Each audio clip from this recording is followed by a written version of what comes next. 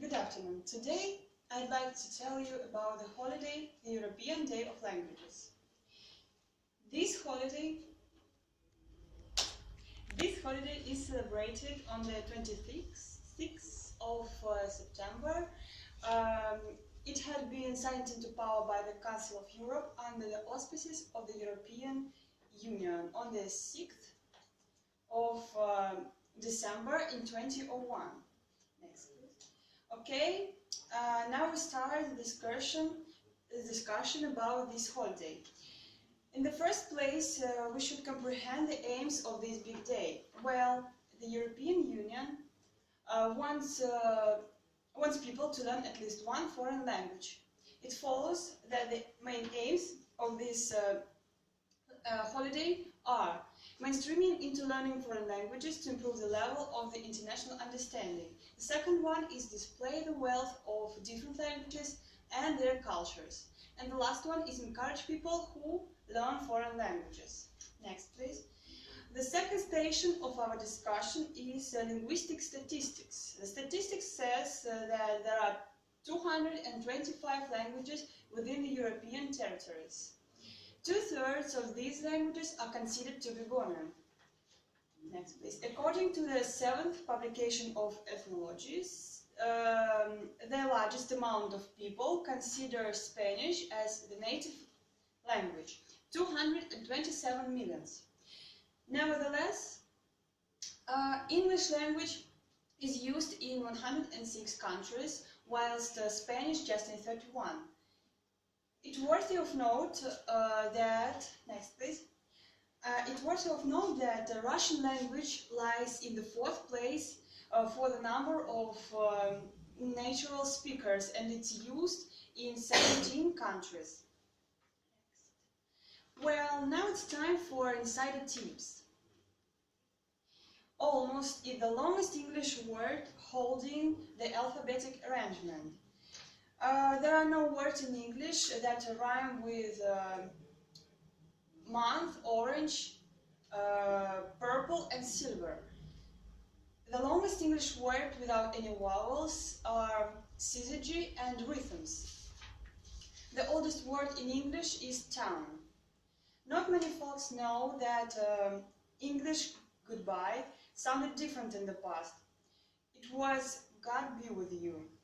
In fact, in Great Britain, second language skills can raise wages around $180,000. Next, please. The name of Spanish island, Curacao, translates as fried priest. Next. The most ancient letter, which is still pronounced, is O. It's used in 65 alphabets all over the world. Pinocchio translates from Italian as the pine knife. I want to finish my speech with a quotation of Federico Fellini. A different language is a different vision of life. Develop yourself, learn foreign languages, and you will be able to see common things in a different light. The highlight of the European Year of Languages in 2001 was the European Day of Languages, which was celebrated on 26 September in 2001. So, on the eve of the closing events of the year, the Council of Ministers of the European Union decided to declare the European Day of Languages to be celebrated on 26 September each year. It's aimed to encourage language learning across Europe. The general objectives are alerting the public to the importance of language learning and diversifying the range of languages learned in order to increase prolingualism and intercultural understanding. The second one is promoting the rich linguistic and cultural diversity of Europe, which must be preserved and fostered, and encouraging lifelong language learning in and out of school, whether for study purposes, for professional needs, for purposes of mobility, or for pleasure or exchanges. Next. Who can participate and how? So everyone can get involved in some way to celebrate the European Day of Languages, whether it's an individual or in a group within an organization or just among friends. So you can contribute to the success of the ideal by taking part in the organized activities or come together with others in setting up an event. There are a vast number of ways in which you can celebrate the day. It depends on the time and means you have available. These go for simple, such as film events, like you can organize a film evening showing movies on different languages, or the more resource-intensive, such as large-scale media events. Next. So basically, each country can participate, but to make it more official, the Council of European Union asked to participating countries to nominate their national relay persons, and their function is to act as a multiplier for organization, schools or associations circulating information communicated by the Council of Europe. For example, the press release of the Council on the day, which the relays are invited to translate into their local language. Second one is promotional materials like posters, stickers, which are provided by the Council of Europe. The relay is encouraged to carry out promotion for the day at national or regional level and through the press. Next one. And some facts about languages in general.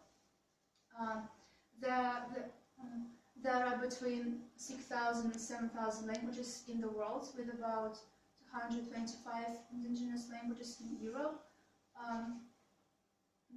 Most of the world's languages are spoken in Asia and Africa, and Russia has by far the highest number of languages spoken on its territory, from 130 to 200, depending on the area.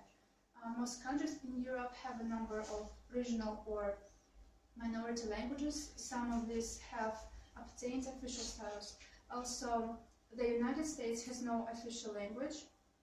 The European Union has 24 official languages, and some interesting talk about French. There are 30 ways to spell the sound O in French.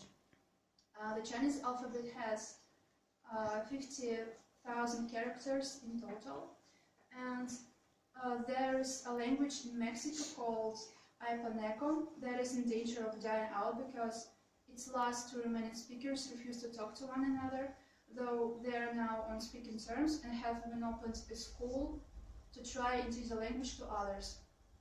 And there are 12 imaginary languages in the Lord of the Rings. What is the European Day of Languages?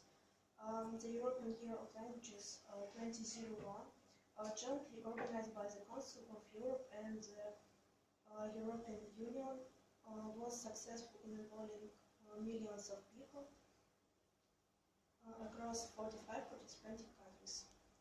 Following the success of the Year of European Languages, the Council of Europe declared European Day of Languages to be declared on 26th of September.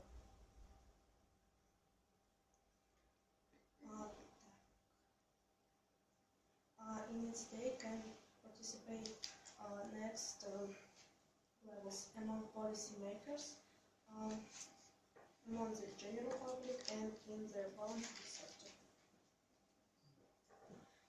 Some history of England. Welcome to Britain. English homeland has several names: England, Britain, Albion, United Kingdom, United Kingdom of Great Britain, and Northern Ireland. For the 500 million people, English is a native language. For the USA, England, New Zealand, and Australia. As we know, London is the capital of Great Britain, and London, which is more 2,000 years.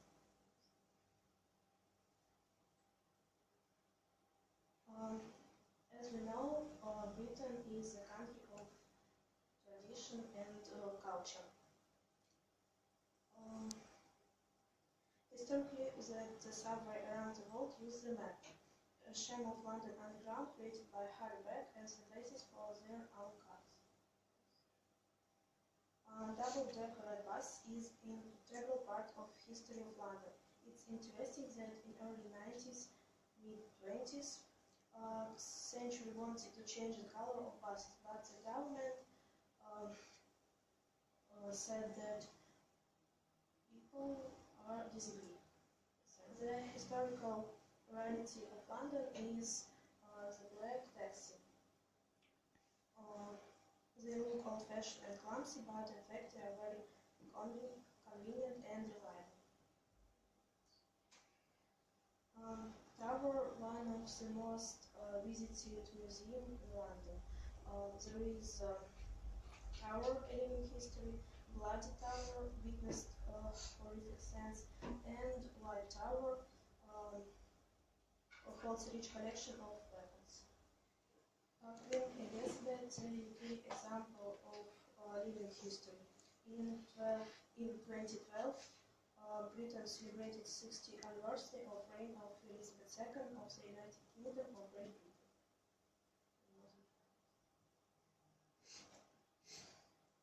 Concluding the introduction to the United Kingdom cannot be recalled the great poet and playwright William Shakespeare, the famous politician Sir Winston Churchill,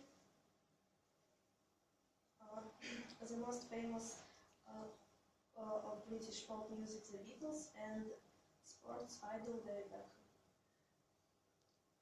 Did you know this about English? The spelling William Shakespeare's name has varied over time. A source from William Shakespeare's lifetime spells his last name in more than 80 different ways, ranging from Shapley to Shakespeare.